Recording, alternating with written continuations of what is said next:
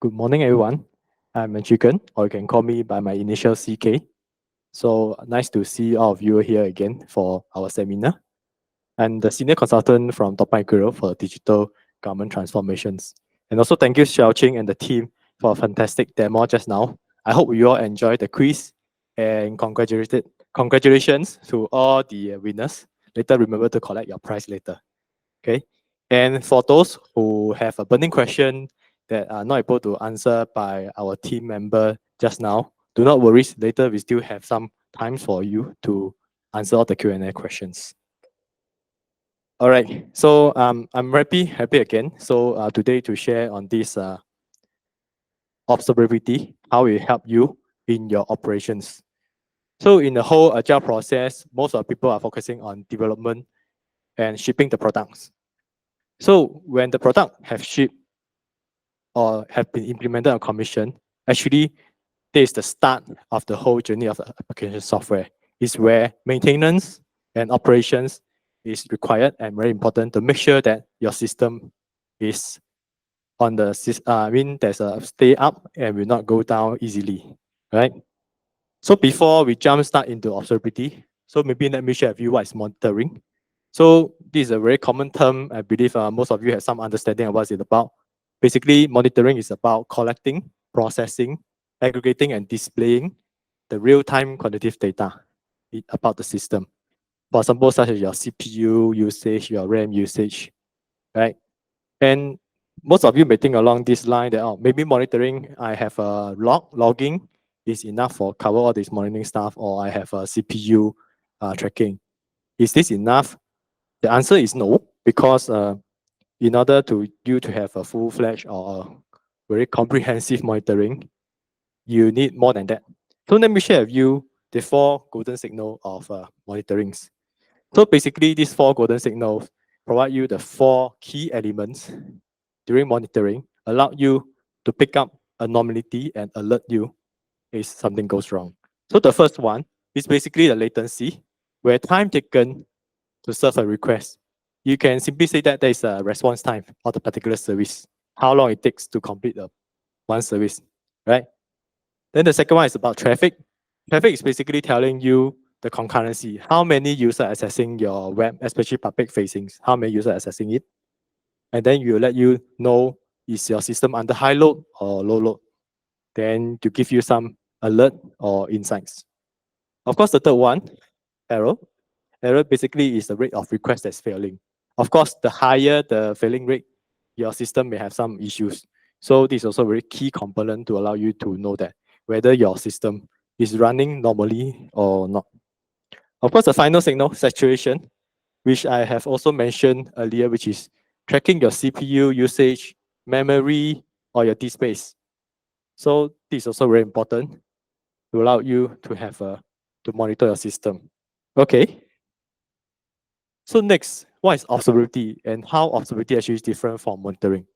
Observability basically is collection of insights to understand the inner state of the systems. To put it simple, let me do a simple comparison with you. Right, if you see over here, this is a typical analogy, monitoring versus observability. Iceberg. So how many of you have watched Titanic? None of you have watched Titanic before. Oh, good. There's some watching it.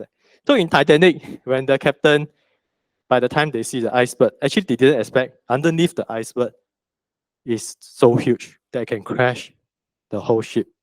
So basically, in monitoring, you are only able to see physically what's on top, but you don't know underneath what is it. This is where observability come in place to help you to understand what is the inner states, what is underneath the iceberg, right? To put it simply, monitoring is telling you the symptom and what has happened. Is there a recurring fault? Where observability tell you what's the underlying reason of it. For example, when you are coughing. So coughing is like a symptom for you. So it's something that can monitor or can be seen by everyone easily. But what's the reason that caused that coughing? Maybe you have to go for X-ray or a CT scan or do some blood tests. Then you realize that's the root cause. So that part is like the observability, right? So next, I will share with you the 3 pillars of observability. So just now you have a 4 golden signal, now it's the 3 pillars. So for observability, basically these are 3 major pillars that support. And these 3 major pillars help you for you to run your operations. The first pillar is metrics. Metrics basically is insights that allow you to detect something that's wrong. Right? For traces, basically it allows you to trace end-to-end requests. For example, a web request from the web to the application tier all the way to the database. So it's an end-to-end traces to allow you to have insights of what's happening in between, what type of service has been called, right? And then the final one, which is log, basically is provide you more detail in a so-called chronological events to tell you what's exactly happening to allow you to investigate what is wrong. So with these 3 pillars of observability, basically it provides us many benefits. But for today, I'll share with you some of the key benefits that we have. Right? The first one, actually, it allows you to proactively detect issues.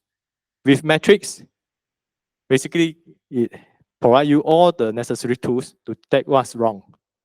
And then by knowing all these issues earlier, even without the people on the ground report to you, or before the ticket is coming into the help desk, you already notify that, okay, there's something wrong, you need to investigate. Okay. And with that, actually it helps you to resolve your problem in a faster manner because you already know that something is already wrong. And with all the tracing tools, as well as the logs, it helps you to resolve the incidents in a faster manner. Okay.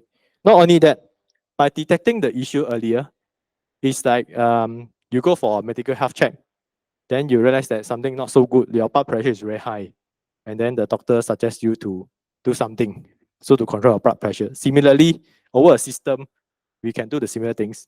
By detecting some issues, for example, how come every time at noontime the CPU jump up? Then it kickstarts some investigation, allow you to find out the bottleneck, and then to improve your system, even before disaster struck or before the actual issue happening. So this allows you to performance optimization of the whole system. Okay.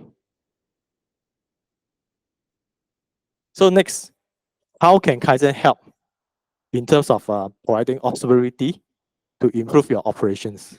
So let's take a look at this general stack of applications. It's a very typical cloud native application or cloud-based where the infrastructure as a service, such as provided by AWS or Azure or Google Cloud. You have your elastic load balancer or even a compute unit over there. And on top of the infrastructure, actually it's the platform where you have your RDS or relational database, or even your EKS Kubernetes services over here. And also on the same layer, there's a self-managed middleware. This part is mainly customized and installed by the vendor itself. For example, you have your JVM or even your Tomcat server or your Kafka, right? And on top of the middleware, you have your applications, where nowadays microservices is norm, where we deploy microservices on the application. And if you realize that the microservices is not calling in a linear manner, they are calling each others. So it makes things harder to track if you do not have a proper tools on that. And true enough, the cloud service provider, such as Amazon CloudWatch or Azure Monitor, they do provide observability tools to cover the services that they are provided. But the question is, how about the customized stack that is not provided by the cloud service provider, is installed, customized by the vendor itself? So how can this part be covered? And how can we cover this gap? And KAIZEN is the answer to come in. So with KAIZEN, we are still utilizing the cloud service provider on the platform as a service and infrastructure as a service. And then for the self-managed middleware, basically we are putting in a resource monitoring tools. And on the application side, we have a distributed tracing to trace the different microservices over here. So on top of that, we also have the APM, application performance monitoring, as well as the central logging to track the application related services and the log. Of course, all these tools can easily hook up with the application because KAIZEN already have a built-in tools that hook up with all these observability tools easily. So there's no additional coding or integration required. for that. So apart from this is the whole application. We also practice synthetic monitoring, such as using AWS Canary or Voga Uptime, basically to monitor from outside of the system by simulating the user traffics. So for example, like you know that, okay, I think government announcing there's another batch of CDC vouchers coming up. So when this day hit, you believe the first day everyone, you know, Singaporean, we are very careful, right? We just chiong and get the voucher first. So by that, before that happen, we can use this to simulate the number of users coming in to request and get the CDC vouchers. So with this, you can know that, okay, whether your web or your application are able to handle this kind of load or not. So that's the purpose of having synthetic monitoring. So with all this in place, we form the 3 pillars of observability and it helps you to accelerate your operation by doing less. Okay. So next, I'm going to share with you a real case studies, which due to confidentiality, we actually tweak the context a bit. So the scenario over here is recently we have a concert, then basically you buy the concert ticket, and the concert ticket we have a QR code, right? So during the concert day, everyone just go to the stadium and they're very excited to see their idols.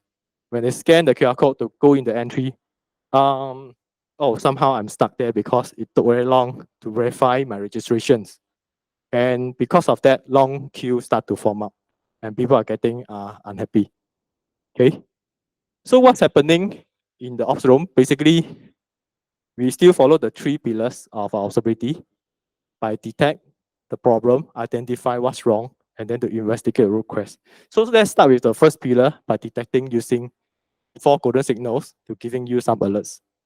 So in the ops room, even before the queue start forming up, they already see something that the latency, which is the response time, there's something that jump out.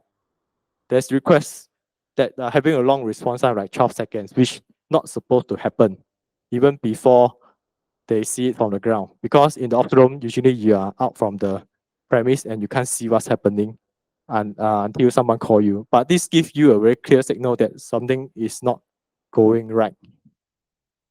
So next, what will be the ops team do? Basically, we'll use the distributed tracing to trace. Like just now I mentioned, the microservices are calling each others. So they are not calling in a very linear manner. And for simplicity, I've just pointed out a few services under the distributed tracings. And you realize that while A is calling B and E at the same time, actually the registration API taking a long time. So it's highlighted in red. So with this, we straight away trigger the ops team to further investigate this particular API. What's wrong with it? Which come to the next one to investigate root cause using application performance monitoring. And then true enough, when they zoom into the application registration, they see some spike up on the response time. Okay. And then they further to go into this API to look what's happening. So let me zoom in for you over here. There's a breakdown of what's happening and you realize that there's a JDBC query that's taking a very long time. And this sort of like sums up that this is a database low query. Of course, some of the issues may not be so straightforward and you need to deep down by going through the logging for this particular service to trace and to check what's really happening. But for this case, I think it's clear enough that it's a database query issues. So after they know, the ops teams know about this, basically what we do, they go and check, oh, actually it's one of the database table that have a missing index. So what we need to do is we just need to create a missing database index and voila, so the problem is resolved. And the queuing start to cut down and people can go in the venue easily. So with this, actually, I hope we give you some insight how observability tools and how KAIZEN can come play hand in hand to help you to reduce the work that you spend to troubleshoot and focus more to make your system more robust and optimized. So before I end this session, I would like to share with you some of the key takeaways for today's sessions. Okay. The first key takeaway is basically cloud monitoring and observability works hand in hand. So they are not independent each other. They have to rely on each other so that you can see the full big picture. Okay. The second, basically, we have to put in coverage as comprehensive as possible. So for example, like you are going to buy life insurance, you're also buying hospitalization plan, or you also get accident plan to cover yourself very nicely, so that in all different aspects you are being covered. So similarly over here, the observability tools have to be covered from the infrastructure all the way to the application. Just like what just now you see from the demo, where Xiaoqing share you the workflow. When they try to run the workflow, there's a traces on which state of the workflow give you error. So that part is also form a coverage from the application side. So the final one is called, remember these two numbers. Unfortunately, it's not four numbers. You cannot buy 40 over there. So the first number is 3 pillars of observability, and then the 4 golden signals. So with that in mind, basically we want to achieve by accelerating our ops by doing less and achieving more. So hopefully you help you to bring up this and then to consider any observability tools or to start to practice observability in terms of operation as well as system maintenance. With this, I end my session today. Okay, thank you very much. Thank you so much, Chee, for helping us to better understand the complex idea of observability. So personally, I felt that the concert registration case study was helpful in helping us to understand its concept. Today we have a fantastic lunch menu for you, so please be excited for that. But before that, let us end off with a session of Q&A. You can scan the QR code here to drop any of your last minute questions, any lingering questions, and we will be sure to answer them.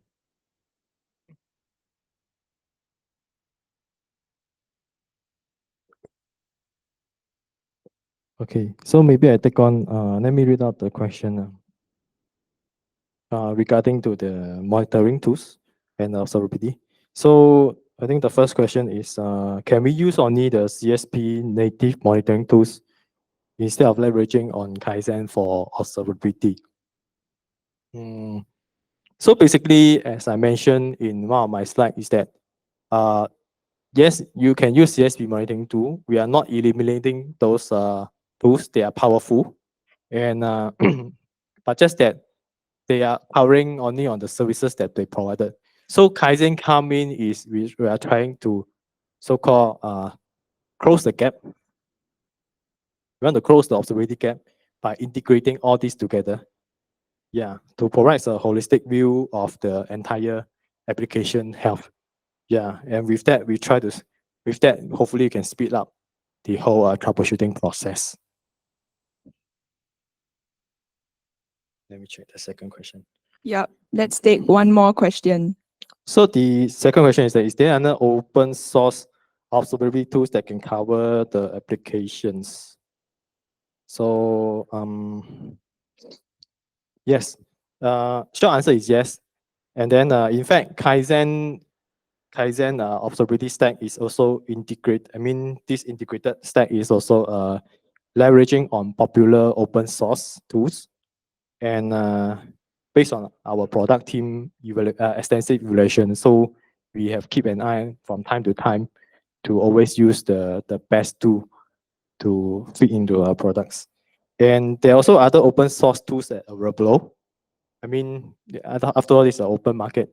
So what is the difference from KAIZEN is such that we try to provide you a one-stop solution where KAIZEN, even when you try to create your application, it already have some integration done underneath that you don't need to recode or to integrate with the tools again.